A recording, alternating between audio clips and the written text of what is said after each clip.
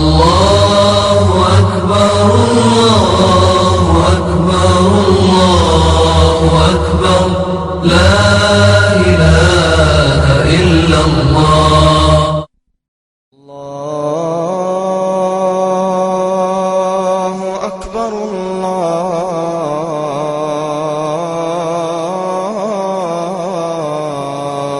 أكبر. إن الحمد لله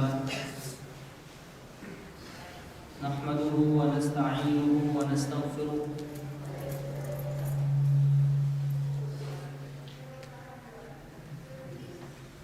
ونعوذ بالله من شرور أنفسنا ومن سيئات أعمالنا من يهده الله فلا مضل له ومن يضلله فلا هادي له وأشهد أن لا إله إلا الله وحده لا شريك له وأشهد أن محمدًا عبده ورسوله فإن خير الحديث كتاب الله وخير الهدي هدي محمد صلى الله عليه وسلم وشر الأمور محدثاتها وكل محدثة بدعة وكل بدعة ضلالة وكل ضلالة في النار. أعوذ بالله السميع العليم من الشيطان الرجيم. بسم الله الرحمن الرحيم. يا أهل الكتاب لا تغلوا في دينكم ولا تقولوا على الله إلا الحق إنما المسيح عيسى ابن مريم رسول الله وكلمته ألقاها إلى مريم وروح منه فآمنوا بالله ورسله ولا تقولوا ثلاثة انتهوا خيرا لكم إنما الله إله واحد سبحانه أن يكون له ولد له ما في السماوات وما في الأرض وكفى بالله وكيلا. صدق الله العظيم. ہر قسم کی حمد و ثنا، تعریفات، تمحیدات اللہ رب العزت کے لیے خاص ہے. لاکھوں اور کروڑوں درود و سلام ہوں آقا دو جہان جناب محمد مصطفیٰ صلی اللہ علیہ وسلم کی ذات گرامی پر، اور لاکھوں رحمتیں ہوں صحابہ کرام پر، تابعین عظام پر اور علماء کرام پر.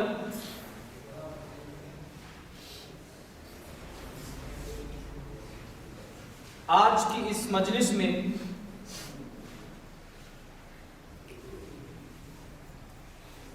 ہم ایک ایسے فتنے کے بارے میں سمجھنے اور جاننے کی کوشش کریں گے جو دنیا میں موجود مختلف فتنوں میں سے سب سے بڑا فتنہ ہے.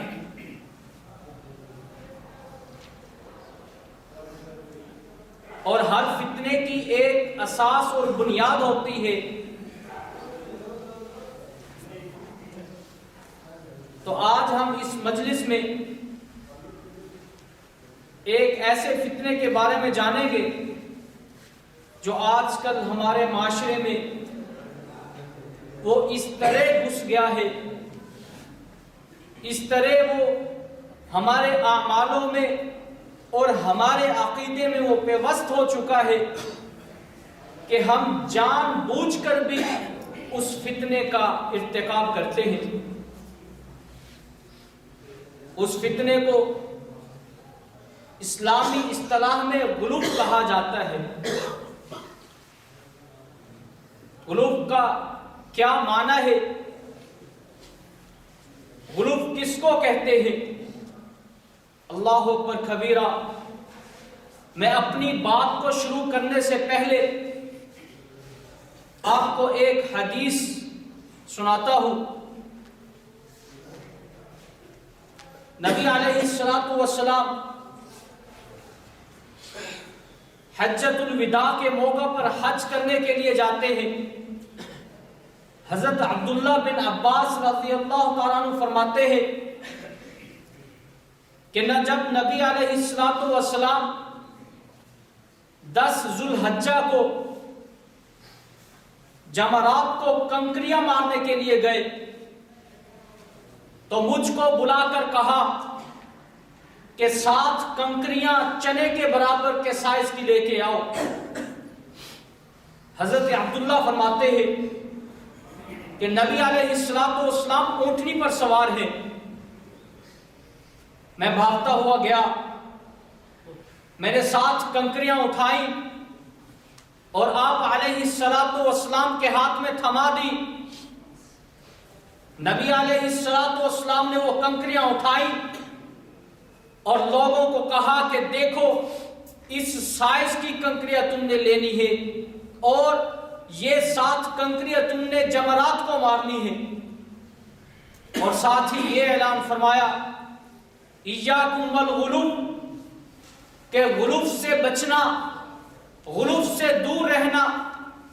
فی الدین فإنما هلك من كان قبلكم بالغلو فی الدین، اور یہ وہ فتنہ ہے، یہ وہ بیماری ہے، یہ وہ اصطلاح ہے کہ جس اصطلاح پر چلتے ہوئے تم سے پہلی قومیں برباد ہو گئی۔ ایاکم والغلو فی الدین، اپنے دین میں غلو سے بچنا۔ تو میرے بھائیوں، بات یہ ہے کہ غلو چیز کیا ہے، اور یہ کون سی ایسی چیز ہے کہ نبی علیہ السلام اپنے آخری دور میں ساری زندگی گزارنے کے بعد نبی علیہ السلام جب یہ اعلان کرتے ہیں خذوا عنی مناسککم، کہ مجھ سے حج کے طریقے سیکھ لو، اور اسی موقع پر، اور نبی علیہ السلام کو اللہ رب العزت نے پہلے ہی اشارہ کر دیا تھا کہ یہ آپ کا آخری حج ہے، یہ آپ کا حج آخری ہے، اس کے بعد آپ حج نہیں کریں گے۔ اور یہ بات مختلف روایات سے ثابت ہے۔ اس موقع پر نبی علیہ السلام نے کیا فرمایا؟ ایاکم والغلو فی الدین، کہ دین میں غلو سے باز رہنا ہے، دین میں غلو نہیں کرنا۔ اللہ اکبر کبیرہ۔ تو اب آتے ہیں اس بات کی طرف کہ غلو کو کیسے سمجھا جائے، غلو کہتے کس کو ہیں، یہ کون سے فتنے کا نام ہے۔ تو میرے بھائیوں، اس تعریف اور اس ڈیفینیشن کو اپنے ذہن میں بٹھا لیجئے کہ کسی بھی استحقاق سے زیادہ کسی کی تعریف اور مذمت کرنا، ایک آدمی کا ایک حق ہے، اس کی آپ اتنی تعریف کریں، اور ایک آدمی نے کوئی غلطی کی ہے تو آپ اس کی اتنی مذمت کریں جتنا اس کا حق ہے۔ اگر آپ کسی کی تعریف میں پل باندھیں گے، کسی کی تعریف کے کلابے آسمانوں تک لے جائیں گے، آسمانوں تک ملا دیں گے، تو یہ غلو میں آ جائے گا۔ اور اگر کسی کی آپ مذمت کرتے ہیں اور اتنی آپ مذمت کرتے ہیں جتنا اس کا حق نہیں تھا، اس کی مذمت نہیں کرنی چاہیے تھی، تو یہ بھی بات غلو میں آ جاتی ہے۔ جی سمجھ آ گئی سب کو؟ غلو کا پتہ چل گیا کہ کسی کی اتنی تعریف کرنا، اس کا درجہ اتنا نہیں تھا لیکن اس کی اتنی تعریف کر دی کہ اس کو اپنے درجے سے بڑھا دیا، اور کسی کی اتنی مذمت کی کہ اس کا جتنا درجہ تھا اس سے نیچے اس کو گرا دیا، یہ غلو ہوتا ہے۔ اللہ اکبر کبیرہ۔ اس غلو کو سمجھنے کے لیے ہم قرآن کی طرف جاتے ہیں۔ اللہ رب العزت فرماتے ہیں یا اہل الکتاب لا تغلوا فی دینکم، اے اہل کتاب، کتاب کے حاملین یہودیوں اور عیسائیوں، اپنے دین میں غلو نہ کرنا، اپنے دین میں غلو سے بچنا، اپنے دین کو زیادہ بڑھانا چڑھانا نہیں ہے، اس میں غلو نہیں کرنا ہے۔ اللہ اکبر کبیرہ۔ لیکن کیا وہ باز رہے؟ کیا وہ اس فتنے سے دور رہے؟ اللہ اکبر۔ اللہ رب العزت نے نقشہ کھینچا ہے۔ اللہ رب العزت فرماتے ہیں کہ انہوں نے حضرت عیسیٰ علیہ السلام کو اتنا بلند کر دیا، ان کا رتبہ بیان کرتے ہوئے، ان کی تعریف کرتے ہوئے اللہ رب العزت کے مقام پر اور اللہ رب العزت کے درجے پر لے گئے، اور انہوں نے کہا کہ یہ عیسیٰ علیہ السلام اللہ ہے، عیسیٰ علیہ السلام سن آف گاڈ ہے، اللہ رب العزت کا یہ بیٹا ہے۔ تو اللہ نے کیا فرمایا؟ وَلَا تَقُولُوا ثَلَاثَ، مت کہو، یہ نہ کہو کہ اس کائنات کو چلانے والے 3 لوگ ہیں۔ ایک حضرت مریم علیہ السلام، حضرت عیسیٰ اور اللہ رب العزت۔ عیسائیوں نے یہ عقیدہ اپنایا، اپنے دین میں غلو کیا، اور غلو کا یہ نتیجہ نکلا کہ وہ توحید سے، اپنے راسخ عقیدے سے ہٹ کر وہ شرک میں پڑ گئے، تو اللہ رب العزت نے پھر ان کو گمراہی میں ڈال دیا۔ اللہ اکبر کبیرہ۔ ایک اور مثال سمجھیے کہ غلو کہتے کس کو ہے؟ حضرت عباس رضی اللہ تعالیٰ عنہ فرماتے ہیں کہ میں نے حضرت عمر رضی اللہ تعالیٰ عنہ کو دیکھا، آپ ممبر رسول پر خطبہ دے رہے تھے، آپ نے کہا کہ میں نے نبی علیہ السلام سے یہ بات سنی تھی۔ نبی علیہ السلام نے فرمایا تھا لا تطرعونی کما اطرت النصارى، کہ مجھے اتنا بڑھانا چڑھانا نہیں ہے، میری ذات میں اتنا غلو نہ کر دینا جس طرح عیسائیوں نے حضرت عیسیٰ علیہ السلام کے بارے میں کیا تھا۔ لا تطرعونی، جتنا میرا درجہ ہے، اگر میرے درجے سے تم بڑھا دو گے، یہ نہ ہو کہ پھر تم مجھ کو اب اللہ رب العزت کے ساتھ ملا دو، جو صفات اللہ رب العزت کے لیے خاص ہیں وہ میرے لیے تم کہنا شروع کر دو۔ فرمایا کہ اس طرح تم نے نہیں کرنا، اگر تم اس طرح کرو گے تو پھر یہ یہودیوں اور نصرانیوں جیسا عمل ہو۔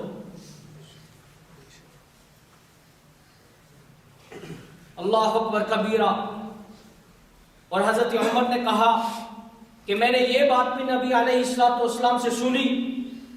آپ صلی اللہ علیہ وسلم فرمانے لگے فَإِنَّمَا أَنَا عَبْدُهُ، میں اس کا بندہ ہوں، اللہ کا بندہ ہوں، میں اللہ کا بندہ ہوں، اگر تم مجھ کو کبھی بلاتے ہو تو فَقَوْلُوا عَبْدُ اللَّهِ وَرَسُولُهُ، تو اس کا بندہ کہہ کر بلاؤ کہ میں اس کا بندہ ہوں اور اس کا رسول ہوں۔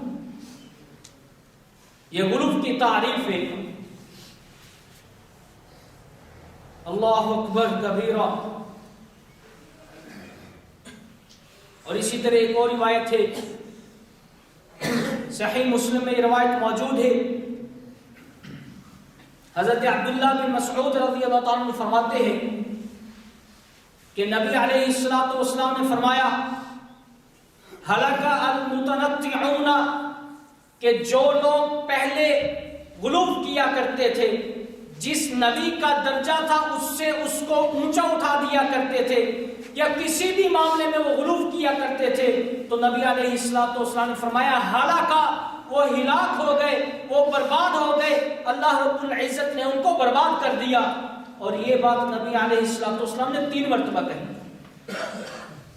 کہ جو آدمی غلو کرے گا، اپنے دین کو بڑھائے گا، چڑھائے گا، نبی علیہ السلام کی مدح کرتے ہوئے اللہ رب العزت کی صفات کا حامل بنا دے گا، تو میرے بھائیوں نبی علیہ السلام کا اعلان ہے کہ وہ شخص ہلاک ہوگا جس طرح پہلی امتیں ہلاک ہوئی۔ اللہ اکبر کبیرہ۔ تو میرے بھائیوں غلو کب سے شروع ہوا؟ غلو نے اس دنیا میں کب سے پناہ لی؟ غلو کب ہمارے دلوں میں، انسان کے دلوں میں آیا؟ صحیح بخاری میں یہ روایت موجود ہے، حضرت عبداللہ بن عباس رضی اللہ تعالیٰ عنہ فرماتے ہیں کہ جب حضرت نوح علیہ السلام کی قوم میں 5 بزرگ تھے، قرآن نے اس کی گواہی دی ہے، جب وہ فوت ہو گئے تو حضرت نوح علیہ السلام کی قوم نے ان لوگوں کے پاس شیطان آیا اور شیطان نے آ کر کہا کہ یہ تمہارے بزرگ تھے، جیسے آج ہم کرتے ہیں نا کہ فلاں آدمی ہماری قوم کا بزرگ ہے، تو شیطان بھی ان کے پاس آیا اور آ کر کہنے لگا کہ یہ تمہارے بزرگ تھے، ان کی تصویریں بناؤ اور ان کی تصویریں بنا کر اپنے گھروں میں لٹکا دو، اپنی دکانوں میں لٹکا دو، یہ نہ ہو کہ تم ان کو بھول جاؤ، یہ تمہارے بزرگ ہیں، تم نے ان کو بھولنا نہیں۔ حضرت عبداللہ فرماتے ہیں انہوں نے ایسے ہی کیا، تصویریں بنائی، تصویریں بنا کر اپنے گھروں میں لٹکا دی، اور جب وہ نسل فوت ہو گئی، اس سے اگلی نسل، ان کے بچے جب آئے تو ان کے پاس پھر شیطان آیا اور آ کر کہا کہ ان کے اب مجسمے بناؤ، مجسمے، یہ تصویریں جو ہیں اس سے ایک اگلا قدم اٹھاؤ، مجسمے۔ تو پھر ان کی قوم نے، حضرت نوح علیہ السلام کی قوم نے مجسمے بنائے اور ان مجسموں کو چوکوں چوراہوں پر، بازاروں میں، دکانوں پر بیچا، رکھا۔ اللہ اکبر کبیرہ۔ حضرت عبداللہ فرماتے ہیں پھر ان کے بعد تیسری نسل آئی اور شیطان ان کے پاس آیا اور ان سے کہا کہ ان کی اب پوجا کرو، ان کی پوجا پاٹ کرو، ان سے مانگو، کیونکہ تم گنہگار ہو، اگر تم ان سے اپنی حاجت کرو گے، ان سے کچھ مانگو گے تو یہ اپنے اللہ سے جو ہے وہ ریکویسٹ کریں گے اور آپ کی بات جو ہے وہ پوری ہو جائے گی۔ تو یہ شیطان نے ان کے ذہن میں ڈالا۔ تو آپ نے پہلے سمجھ لیا ہے کہ غلو کس کو کہتے ہیں، کہ کسی کا حق سے زیادہ تعریف کرنی، کسی کی حق سے زیادہ تعریف کرنی یا اس کی مذمت کرنی، یہ غلو میں آتا ہے۔ تو انہوں نے کیا کیا؟ تصویریں بنائی، مجسمے بنائے، پھر اس سے امیدیں لگائی، تو یہ سارا کام شیطان نے آ کر ان میں ڈالا تھا۔ تو یہ دنیا میں وہ پہلا غلو تھا، پہلا غلو یہیں سے شروع ہوا تھا، تو آج تک یہ غلو چلتا آ رہا ہے۔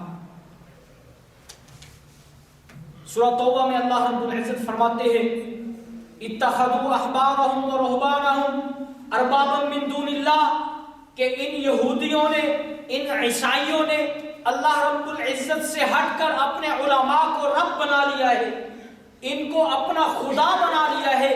تو جب یہ آیت نبی علیہ السلام تلاوت کر رہے تھے، حضرت حاتم بن عدی ساتھ بیٹھے ہوئے تھے، آپ نے سوال کیا اللہ کے رسول، یہ یہودیوں اور عیسائیوں کے بارے میں ہے، وہ اپنے علماء کی عبادت تو نہیں کیا کرتے تھے، لیکن اس آیت میں تو ہے کہ انہوں نے ان کو رب بنا لیا۔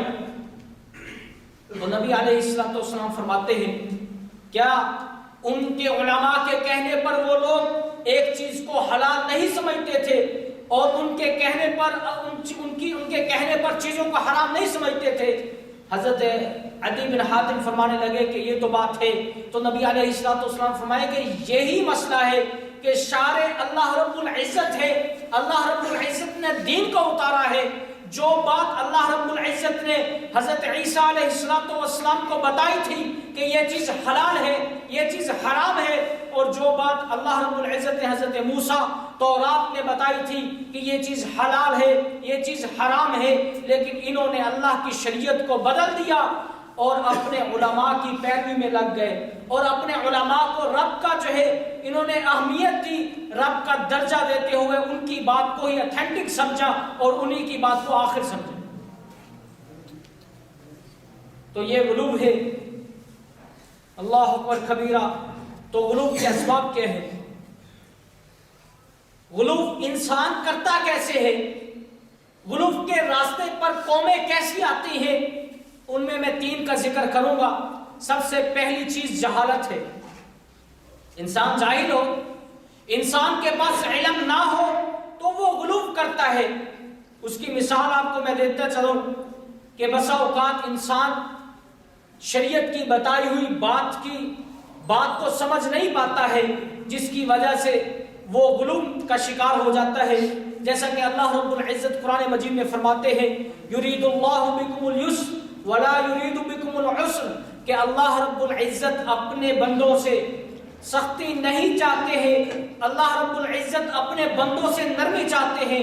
ایک اور مقام پر اللہ رب العزت فرماتے ہیں وما جعل علیکم فی الدین من حرج، کہ اس دین میں کوئی حرج والی بات نہیں ہے، کوئی مشکل معاملہ نہیں ہے. لا یکلف اللہ نفسا الا وسعها، اللہ رب العزت نے اس دین کو انسان کی طبیعت کے مطابق بنایا ہے، اور انسان پر یہ بار نہیں رکھا ہے کہ وہ اس بار کو اٹھا نہ سکے. اب ایک آدمی نے یہ آیت پڑھ تو لی، سن تو لی، لیکن وہ اس کی فہم اور اس کی جو ادراک علت ہے وہ نہیں سمجھ پاتا ہے. اور اگر آپ اس کو ایسے دیکھیں کہ ایک آدمی مسلسل نماز پڑھتا ہے، مسلسل روزہ رکھتا ہے، اور خود تو بہت زیادہ تنگ دست ہے، اس کے پاس کھانے کے لیے نہیں ہے، لیکن وہ صدقہ کرتا ہے، اور صدقہ کرنے کے بعد وہ پھر پچھتاتا ہے کہ کاش میں صدقہ نہ کرتا، کاش یہ پیسے میرے پاس ہوتے تو میں اپنی یہ ضرورت کو پورا کر لیتا. تو میرے بھائیوں، ایک جہالت یہ بھی ہے کہ علم تو ہوتا ہے، نصوص کا پتہ تو ہوتا ہے، قرآن مجید کی آیت کا پتہ تو ہوتا ہے، لیکن اس کی فہم اس کو نہیں ہوتی. وہ سمجھتا نہیں ہے کہ شریعت نے یہ کس انداز میں یہ بات کی ہے، شریعت یہاں سے کیا مراد لینا چاہتی ہے. اور اسی طرح ایک انسان کی جہالت حد سے تجاوز کرنا بھی ہے. جب اس کو معاملے کا پتہ نہیں ہوتا تو وہ حد سے تجاوز کرتا ہے. جب وہ یہ بات نہیں سمجھ سکتا کہ یہ کہی ہوئی بات نبی علیہ الصلوۃ والسلام کی واجب ہے، یا یہ سنت ہے، یا یہ مندوب ہے، یا اس کا کرنا لازم ہے، اس کے بنا گزارا نہیں ہے، جب وہ ان احکام کو وہ سمجھ نہیں پاتا تو وہ جہالت کا شکار ہو کے غلو میں پڑ جاتا ہے. جیسے نماز میں سر ننگا رکھ کے نماز پڑھنا، ٹوپی سر پہ نہیں ہوتی. بعض بھائی تو اتنی اس میں سختی کرتے ہیں، وہ سمجھتے ہیں کہ ٹوپی کے بغیر نماز ہوتی نہیں ہے، اور ٹوپی کے بنا وہ نماز ہی چھوڑ دیتے ہیں، نماز نہیں پڑھتے. تو یہ غلو ہے. ایک بات کو نبی علیہ الصلوۃ والسلام نے اجازت کے ساتھ اباح کیا ہے کہ اگر آپ سر کو ڈھانپ لیتے ہیں تو پھر بھی نماز ہو جاتی ہے، اگر آپ سر کو نہیں ڈھانپتے پھر بھی نماز ہو جاتی ہے. لیکن یہ جہالت اس کی حد سے تجاوز کرنے کی وجہ سے ہوئی. وہ یہ سمجھتا ہے کہ اگر میں اپنا سر نہیں ڈھانپوں گا تو میری نماز نہیں. اور ایک جہالت انسان غلوم میں تب پڑتا ہے جب وہ ایک مسئلے میں، ایک معاملے میں ساری نصوص کو اکٹھا نہیں کرتا، صرف ایک نص کو لیتا ہے، اس کو سمجھتا ہے، سمجھنے کے بعد وہ اپنا ایک ذہن بنا لیتا ہے، ذہن بنانے کے بعد وہ پھر اس پہ ڈٹ جاتا ہے. یہ بھی انسان کے غلو کا سبب بنتا ہے. صحیح بخاری کی مشہور روایت ہے، حضرت ابو ہریرہ رضی اللہ تعالیٰ عنہ فرماتے ہیں کہ مجھے نبی علیہ الصلوۃ والسلام نے صدقے کے مال پر مأمور فرمایا اور کہا کہ تو نے اس کی حفاظت کرنی ہے. حضرت ابو ہریرہ فرماتے ہیں کہ میں رات کو جاگتا رہا کہ کوئی یہاں سے آ کر چوری نہ کر جائے، لیکن ایک آدمی آیا، اس نے بوری میں کچھ سامان لیا، اور جب نکلنے لگا تو میں نے اس کو پکڑ لیا. تو میں نے اس سے کہا کہ یہ تم چوری کیوں کرتے ہو؟ تو اس نے کہا کہ مجھے بہت زیادہ ضرورت ہے، اس لیے میں یہ چرانے کے لیے آیا ہوں. تو حضرت ابو ہریرہ نے کہا کہ یہ صحیح نہیں ہے، یہ صحیح نہیں ہے، میں تم کو نہیں چھوڑوں گا، اور میں تم کو صبح نبی علیہ الصلوۃ والسلام پر پیش کروں گا. تو وہ منتیں سماجتیں کرنے لگا. حضرت ابو ہریرہ نے اس کو چھوڑ دیا. جب صبح ہوئی تو حضرت ابو ہریرہ رضی اللہ تعالیٰ عنہ نبی علیہ الصلوۃ والسلام کے پاس تشریف لاتے ہیں. تو نبی علیہ الصلوۃ والسلام نے کہا کہ رات تیری قیدی کا کیا ہوا، اس کے ساتھ کیا ماجرا ہوا؟ حضرت ابو ہریرہ نے بتا دیا کہ یہ معاملہ اس طرح ہوا، یہ ماجرا اس طرح ہوا. تو پھر نبی علیہ الصلوۃ والسلام نے کہا کہ وہ پھر دوبارہ آئے گا. حضرت ابو ہریرہ چلے گئے. دوسری رات آئی تو وہ پھر بندہ آیا، چوری کرنے لگا. حضرت ابو ہریرہ پکڑ لیا اور پکڑنے کے بعد کہا کہ آج میں تجھ کو نہیں چھوڑوں گا. تو پھر وہ لگا منتیں سماجتیں کرنے، کہنے لگا کہ میرے بچے ہیں چھوٹے چھوٹے، مجھے چھوڑ دو، میں آئندہ سے چوری نہیں کروں گا. تو پھر چھوڑ دیا. صبح گئے، نبی علیہ السلام نے پھر پوچھا کہ بتا تیرے قیدی کے ساتھ تو نے کیا کیا؟ تو کہنے لگے کہ وہ تو بہت منتیں سماجتیں کر رہا تھا، میں نے اس کو پھر چھوڑ دیا. تو نبی علیہ السلام نے کہا پھر وہ دوبارہ آئے. تیسری رات آ گئی، صحابی پہرا دے رہے ہیں، وہ پھر آ جاتا ہے. تو نبی علیہ حضرت ابو ہریرہ رضی اللہ عنہ اس کو پکڑ لیا اور پکڑنے کے بعد اس کو کہا کہ آج میں تجھ کو نہیں چھوڑوں گا. اس نے کہا کہ مجھ کو چھوڑ دو، میں تجھ کو ایک ایسا نسخہ بتاؤں گا، ایک ایسی بات بتاؤں گا کہ اگر تو پڑھ کے اپنے مال پہ پھونک دے، اگر تو پڑھ کے اپنے گھر میں چلا جا تو تیرے گھر میں کسی قسم کا کوئی نقصان نہیں ہوگا، یہ چوری چکاری نہیں ہوگی.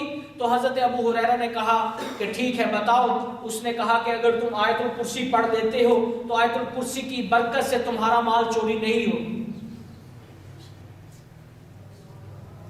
تیسرے دن نبی علیہ السلام کی خدمت میں پیش ہوئے، پوچھا کہ بتاؤ کہ تمہارے قیدی کا کیا ہوا؟ حضرت ابو ہریرہ کہنے لگے کہ وہ تو منتیں سماجتیں کرنے لگا، میں نے پھر اس کو چھوڑ دیا، لیکن اس نے مجھے یہ بات بتائی ہے کہ اگر تم آیت الکرسی پڑھ لیتے ہو تو پھر تم نقصان سے بچ جاؤ گے. تو نبی علیہ السلام نے کہا وہ شیطان تھا، وہ مردود تھا، لیکن جو بات اس نے کی تھی وہ صحیح تھی. ابھی یہ آپ نے بہت لمبی حدیث سنی ہے. اب ایک آدمی اس حدیث کو سنتا ہے اور وہ اس حدیث سے اخذ کرتا ہے کہ جب حضرت ابو ہریرہ رضی اللہ تعالیٰ عنہ نبی علیہ السلام کے پاس جاتے تھے تو نبی علیہ السلام پہلے ہی پوچھ لیتے تھے کہ بتا تیرے قیدی کا تیرے ساتھ کیا معاملہ ہے.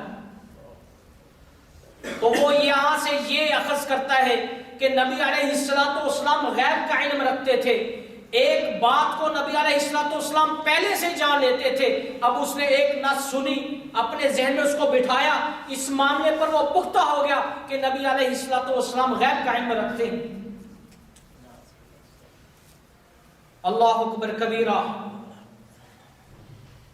سورہ نمل میں اللہ رب العزت فرماتے ہیں کہ قل لا يعلم من في السماوات والارض الغیب الا اللہ، کہ اس دنیا میں، اس کائنات میں، ان زمانوں اور آسمانوں میں اور زمینوں میں جو لوگ بستے ہیں ان میں سے کوئی بھی شخص، کوئی بھی مخلوق غیب کا علم نہیں جانتی ہے، غیب کا علم اس کے پاس نہیں ہے.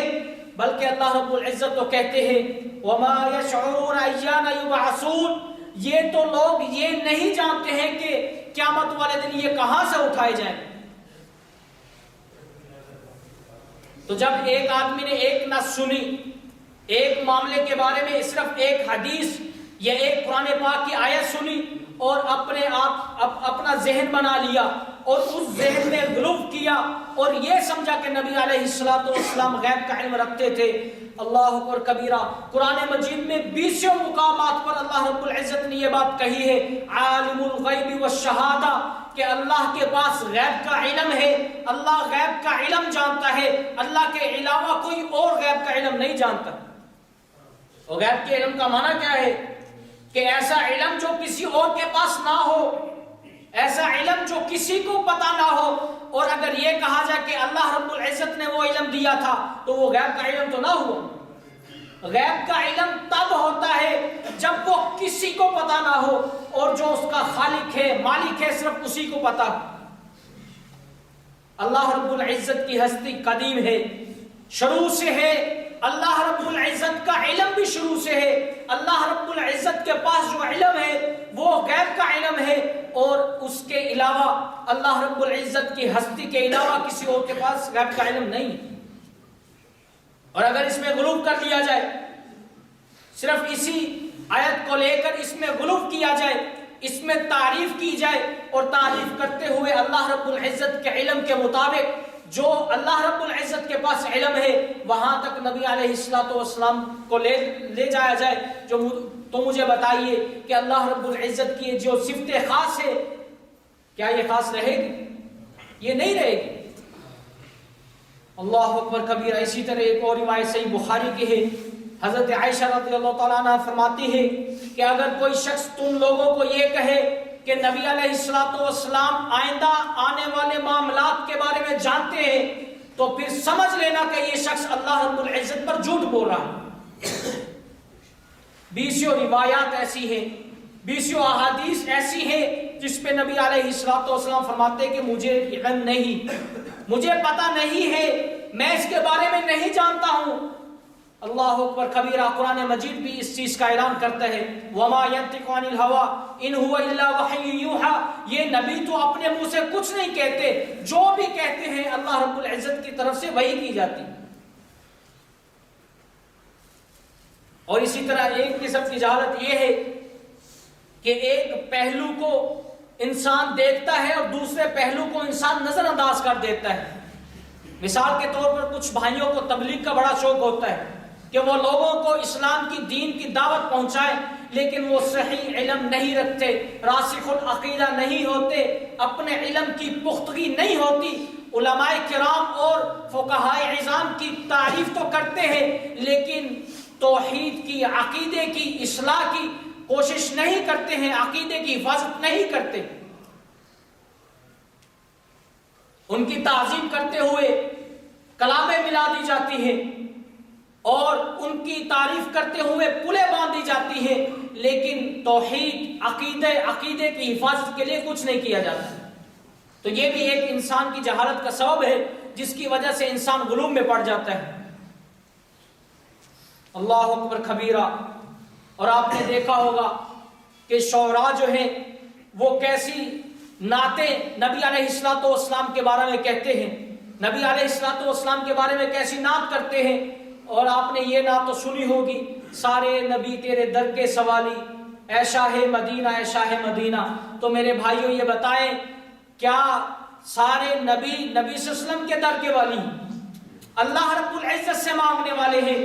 اللہ رب العزت قرآن مجید میں فرماتے ہیں وَالشُّعَرَاءُ يَتَّبِعُهُمْ الْغَاوُونَ، کہ ان شعراء کی نعتیں پڑھنے سے جو لوگ ان کے پیچھے لگتے ہیں، الغاوون، یہ غلو کرنے والے لوگ ہیں جن کی طبیعت میں غلو ہوتا ہے، جو چاہتے ہیں کہ ہم ان کی غلو میں پڑ جائیں، اس معاملے میں ہم غلو اختیار کر لیں۔ وہ لوگ نبی علیہ الصلوۃ وہ لوگ عیسیٰ علیہ السلام کی جو ہے وہ پیدائش مناتے ہیں، ہم کیوں نہ منائیں؟ تو جب یہ غلو آ جاتا ہے تو اللہ رب العزت فرماتے ہیں کہ یہ شعراء تو ہوتے اس لیے ہیں کہ ان کی پیروی وہ لوگ کریں جو غلو کرنے والے ہیں۔ اللہ اکبر کبیرہ۔ تو غلو کا دوسرا بڑا سبب انسان کی خواہشات ہیں۔ خواہشات نفس انسان کو مجبور کرتا ہے کہ وہ غلو میں پڑ جائے۔ انسان کی عقل دین کو اپنے تابع کرنے کی کوشش کرتی ہے۔ انسان کا ذہن ایک دین کے معاملے کو نہیں مانتا ہے، وہ سمجھتا ہے کہ اس کا درجہ اور اونچا ہونا چاہیے، اگر میں اس کا درجہ اور اونچا رکھوں گا تو یہ پھر اس میں جو ہے اس کا حق ادا ہوگا۔ تو جب انسان اپنی نفس پرستی میں پڑ جاتا ہے، جب انسان اپنے نفس کی بات کو سنتا ہے، اپنے عقل پر زور دیتا ہے اور اپنے ذہن سے اختراع کرتا ہے، تو جب وہ پھر جا کر غلو میں پڑ جاتا ہے کہ فلاں تو اپنے نبی کو اتنا بڑھا چڑھا کر بیان کرتے ہیں، ہم کیوں نہ کریں؟ تو جب انسان اپنے ذہن پر زور دیتا ہے، اپنی عقل کو، دین کو اپنی عقل کے مطابق ڈھالنا چاہتا ہے، تو میرے بھائیوں پھر وہ غلو میں پڑ جاتا ہے، اور غلو میں پڑنے کے بعد پھر وہ شخص گمراہ ہو جاتا ہے۔ اور تیسرا بڑا سبب غیر معتبر اور جھوٹی احادیث پر اعتماد کرنا ہے۔ بہت ساری حدیثیں گھڑی جاتی ہیں نبی علیہ السلام کے بارے میں، اس کی میں دو مثالیں آپ کے سامنے رکھتا ہوں۔ دنیا کی مثال لیجئے، اللہ رب العزت قرآن مجید میں فرماتے ہیں اللہ الذی خلق سبع سماوات ومن فی الارض مثلہن، کہ اللہ رب العزت نے ان زمین و آسمان کو پیدا کیا ہے اس کائنات کی اللہ رب العزت نے تخلیق کی ہے، اس کو اللہ رب العزت نے بنایا ہے، اور اس کو بنانے کا مقصد کیا ہے؟ لِتَعْلَمُوا، تاکہ تم لوگ جان لو، تم لوگ سمجھ لو، ان اللہ علی کل شیء قدیر، کہ اللہ رب العزت ہر چیز پر قادر ہے۔ اس کائنات کو بنانے کا مقصد کیا ہے؟ لِتَعْلَمُوا، اللہ رب العزت قرآن مجید میں خطاب فرماتے ہیں کہ اس کائنات کو بنانے کا مقصد یہی ہے، لِتَعْلَمُوا، تاکہ تم اس بات کو اپنے ذہنوں میں راسخ کر سکو، اس بات کو سمجھ سکو کہ میں ہر چیز پر قادر ہوں، میں کائنات بنا سکتا ہوں، میں مخلوق بنا سکتا ہوں، میں چرند پرند بنا سکتا ہوں، میں ان پہاڑوں کو کھڑا کر سکتا ہوں۔ اس کا مقصد کیا ہے؟ تاکہ انسان یہ جان لے کہ میں ہر چیز کو بنا سکتا ہوں، وہ میری مٹھی میں ہے۔ اور دوسری جگہ پر اللہ رب العزت فرماتے ہیں وَمَا خَلَقْتُ الْجِنَّ وَالْإِنسَ إِلَّا لِيَعْبُدُونَ، میں نے انسان اور جنوں کو اپنی بندگی کے لیے پیدا کیا ہے، اپنی عبادت کے لیے پیدا کیا ہے۔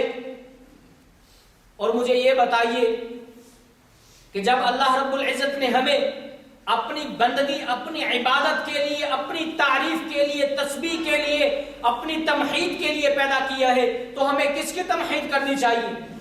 اللہ رب العزت کی ہمیں تمحید کرنی چاہیے۔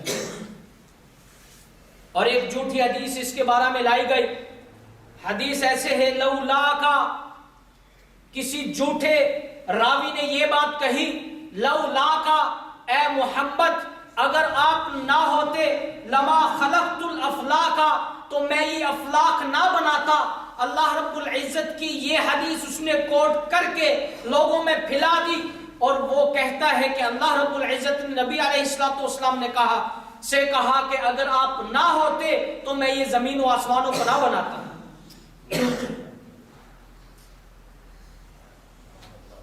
اللہ کیا کہتے ہیں؟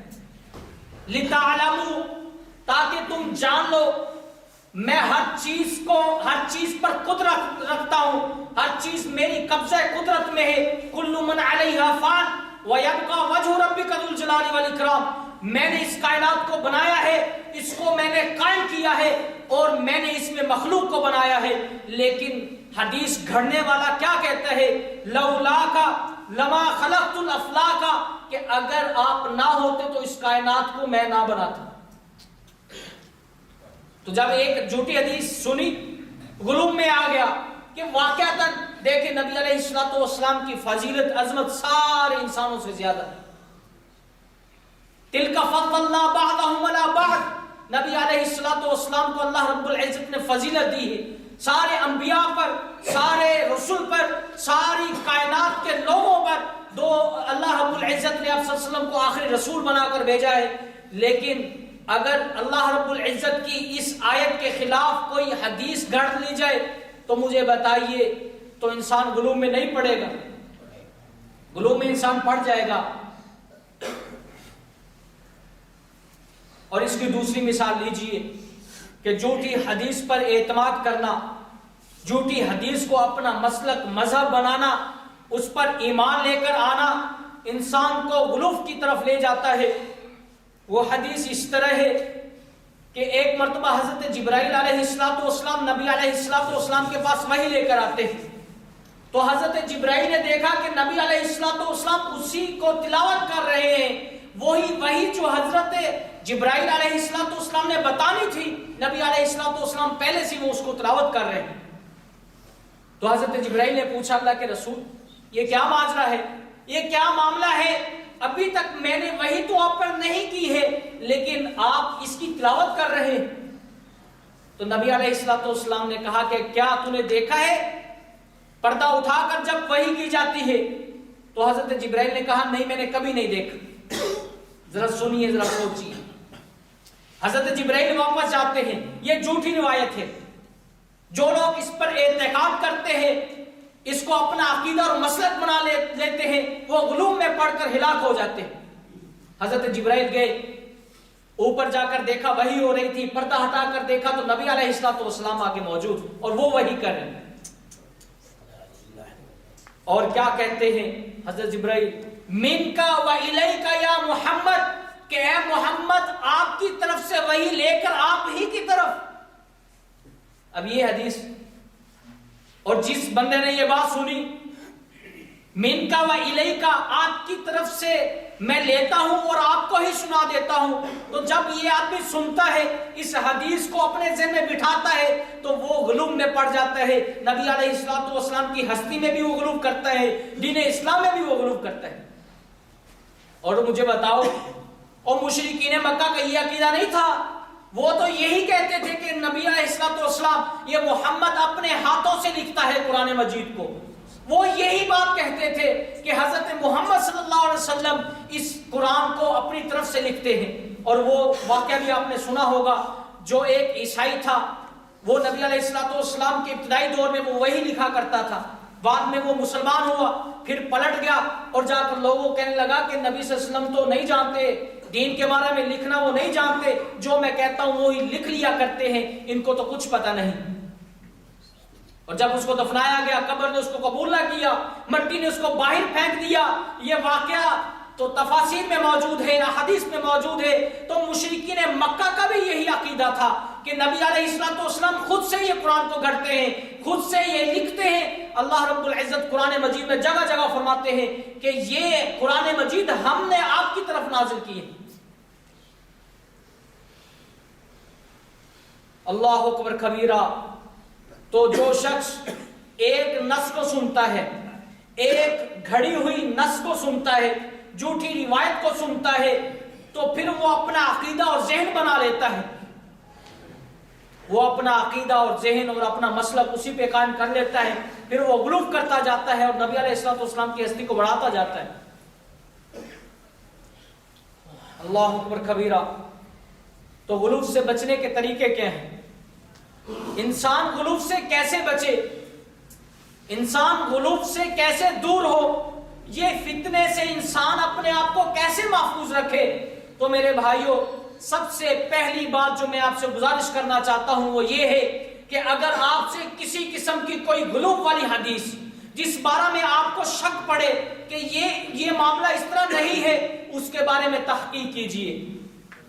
حدیث جو گھڑی ہوئی ہے اس پر اعتماد نہ کیجئے، اس پر اپنا مسلک نہ گھڑیے، اس کو پرکھیے. اگر کوئی آدمی، کوئی مولانا کوئی اس طرح کی روایت بیان کرتا ہے جو آپ کی سمجھ سے بالاتر ہے، تو اس کو سمجھیے، اس کی جو ہے وہ تخریج کے بارے میں کچھ معلومات کیجئے کہ کیا حدیث یہ صحیح بھی ہے کہ یہ غلط.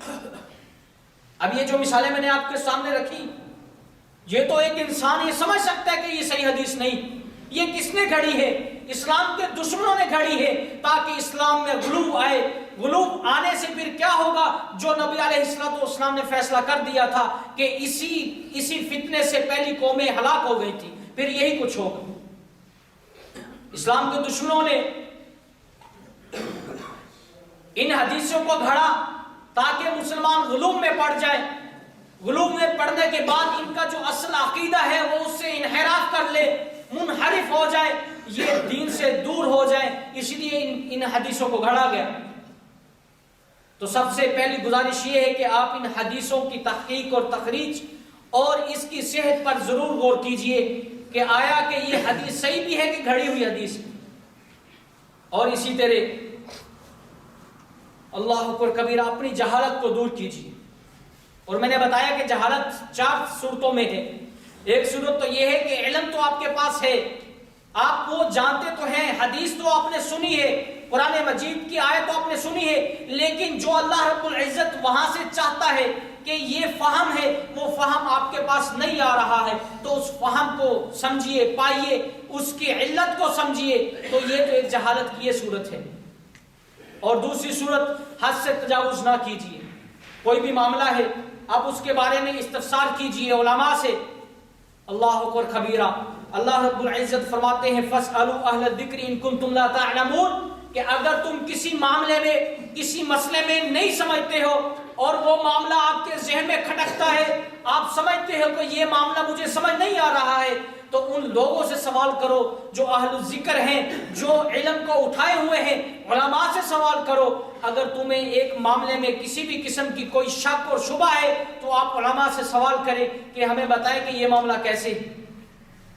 نبی علیہ الصلوۃ والسلام کا یہ فرمان واجب ہے، یہ آپ کا جو ہے فرمان یہ مندوب میں آتا ہے، ندم میں آتا ہے، مکروہ میں ہے، حرام میں ہے۔ یہ معاملہ کس میں ہے؟ جب آپ اس چیز جہالت کو دور کر لیں گے، جب آپ اس کے علم کو حاصل کر لیں گے تو پھر آپ میرے بھائیوں غلو سے بچ سکیں گے۔ اور اسی طرح کسی بھی معاملے میں، کسی مسئلے میں اگر آپ ایک نص سنتے ہیں تو اسی پر اپنا اعتقاد نہ کیجیے، سارے مسائل کو اکٹھا کیجئے، ساری نصوص کو اکٹھا کرنے کے بعد پھر سمجھیے، سوچیے۔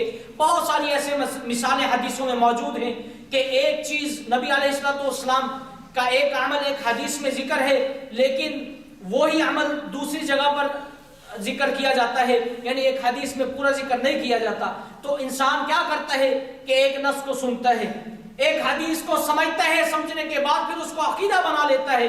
تو میرے بھائیوں آپ سے میری گزارش یہ ہے کہ جو اختلافی مسائل ہیں اس پر ساری نصوص کو اکٹھا کیجیے، آپ خود محنت کریں، آپ خود کوشش کریں، اس پر نصوص کو اکٹھا کرنے کے بعد پھر اپنا ذہن اور اپنا عقیدہ اور اپنا مسلک بنائیے کہ اس معاملے میں مجھے کیا کرنا چاہیے۔ اور پھر اس کے بعد اللہ رب العزت سے دعا کرنی چاہیے کہ یا اللہ تو ہمیں غلو سے بچا، یہ ایسا فتنہ ہے جس نے پہلی ساری قوموں کو تباہ کیا ہے۔ تو اس کے بارے میں اللہ رب العزت سے دعا کرنی چاہیے۔ ہم ہر نماز میں کہتے ہیں اہدنا الصراط المستقیم صراط الذین انعمت علیہم غیر المغضوب علیہم ولا الضالین۔ ان سے عیسائی بھی مراد ہے، غیر المغضوب عیسائی مراد ہے، ولا الضالین یہودی مراد ہے۔ تو ان لوگوں سے پناہ مانگی جاتی ہے، اللہ رب العزت سے کہا جاتا ہے کہ یا اللہ ان لوگوں کے راستے پہ نہ چلانا، ہمیں تو ان لوگوں کے راستے پہ چلانا جن پر تمہارا انعام ہوا ہے۔ اہدنا الصراط المستقیم، اس کا مطلب یہ ہے کہ ہمیں ہر وقت اللہ رب العزت سے دعا کرنی چاہیے کہ یا اللہ ہمیں سیدھے راستے کی طرف لے جانا، غلو میں ہم نہ پڑ جائیں۔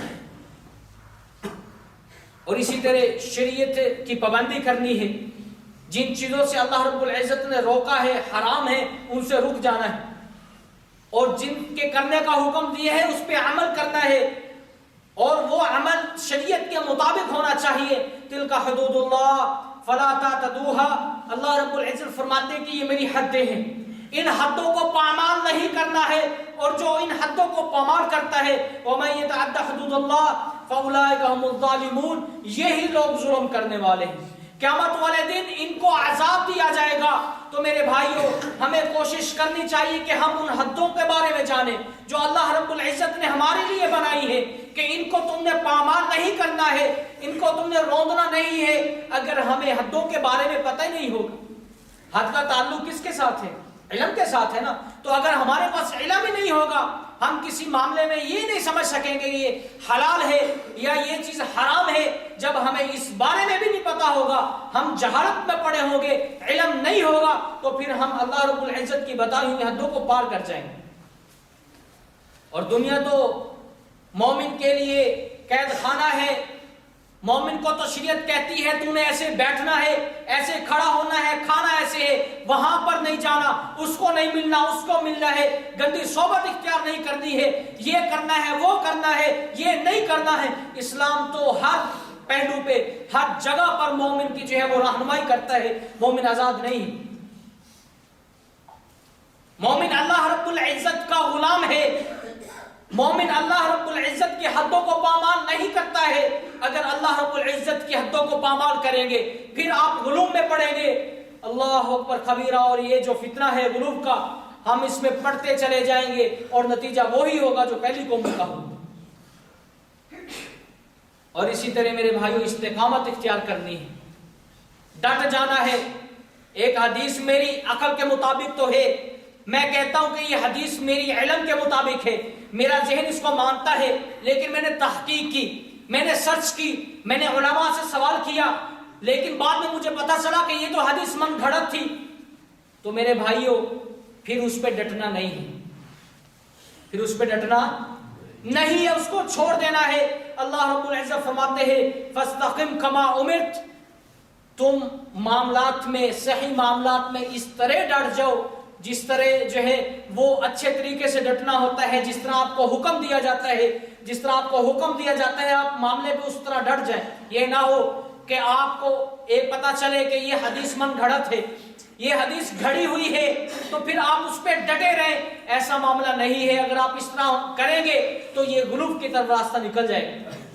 جو ہی پتہ چلا، نصوص اکٹھی کی، ایک مسئلے کا آپ کو پتہ چل گیا، تو پھر اپنی نفسیات پر عمل نہیں کرنا۔ یہ نہیں دیکھنا کہ میرا نفس کیا کہتا ہے، یہ نہیں دیکھنا کہ میرے معاشرے کے لوگ کیا کہیں گے، میرے خاندان کے لوگ کیا کہیں گے، میرا حقہ پانی بند کر دیا جائے گا۔ اس باتوں کو اپنے ذہنوں میں نہیں لانا۔ اللہ رب العزت کی منشا اسی میں ہے کہ جب آپ کوئی معاملہ سمجھے اور اس پر عمل کرنا شروع کر دیں۔ اللہ اکبر۔ اور اسی طرح غلو کی اہمیت، اس کی ممانت کو ہر وقت ذہن میں رکھنا۔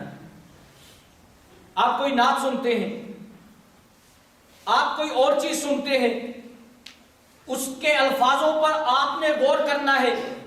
یہ نہ ہو کہ آپ کہیں کہ اس کی تو آواز بہت اچھی ہے، اس نعت خان کی آواز تو بہت عمدہ ہے، بہت سریلی نعت پڑھتا ہے، لیکن جب ان کے الفاظوں پر غور کیا جاتا ہے، جب ان کے الفاظوں کو دیکھا جاتا ہے، اللہ کی قسم اس سے شرک ٹپک رہا ہوتا ہے، اس سے شرک کی بدبو آ رہی ہوتی ہے۔ تو میرے بھائیوں، یہی بات میں کہنا چاہتا ہوں کہ اگر آپ کے ذہن میں یہ غلو کی ممانت ہر وقت رہے گی، آپ کے ذہن میں یہ پختہ اور راسخ ہو جائے گی، تو آپ کوئی بھی نعت سنیں گے، کوئی جملہ سنیں گے، کوئی آیت اور روایت سنیں گے، کوئی بھی حدیث سنیں گے، تو پھر آپ اس کو پرکھیں گے کہ کیا اس میں غلو تو نہیں ہے، کیا یہ گھڑی ہوئی حدیث تو نہیں ہے، کیا یہ معاملہ اپنی طرف سے تو نہیں بیان کیا جا رہا۔ تو جب آپ غلو کی اہمیت کو، غلو کی ممانعت کو اپنے ذہن میں رکھیں گے تو انشاءاللہ اللہ رب العزت سے امید ہے کہ اللہ رب العزت ہمیں غلو سے پڑھنے سے بچائیں گے۔ اللہ رب العزت سے دعا ہے کہ آج کی مجلس میں جو کچھ ہم نے سنا ہے، اللہ رب العزت اس کو سمجھنے اور اس پر عمل کرنے کی توفیق عطا فرمائے۔ وآخر دعوانا ان الحمدللہ رب العالمین۔ میرے اللہ تو رحیم ہے، میرے اللہ تیرے بندے ہیں ہم سب، ایک نظر دیکھ لے اب، تیرے بندے ہیں ہم سب، ایک نظر دیکھ لے اب، حال بے حال ہوئے ہیں ہم گناہوں میں